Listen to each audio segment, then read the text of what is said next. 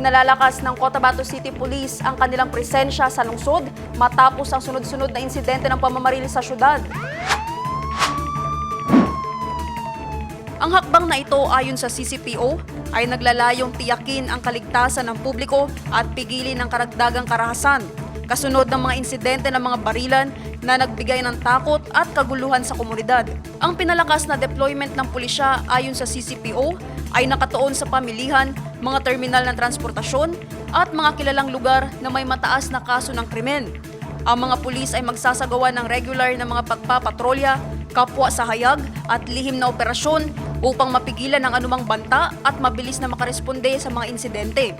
Bukod sa mga pisikal na patrolya, palalakasin din ng CCPO ang seguridad sa mga pampubliko at pribadong establishmento, pati na rin sa mga residential na lugar na naging biktima ng mga pamamaril. Magsasagawa rin ng mga pulis ng mga community engagement program upang magbigay kaalaman sa publiko hinggil sa mga hakbang sa pag-iwas sa krimen at paano makipagtulungan sa mga otoridad.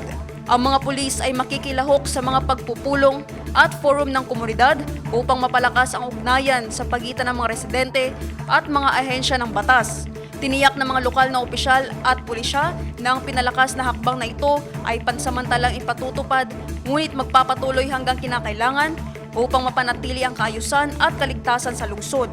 Ang kooperasyon ng komunidad ay tinuturing na susi sa matagumpay na pagtugon sa mga isyong pangseguridad at pagpaparusa sa mga nagkasala.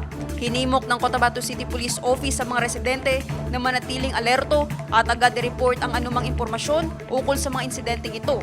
At iginiit na ang kooperasyon ng publiko ay mahalaga upang masiguro ang kaligtasan ng buong Cotabato City.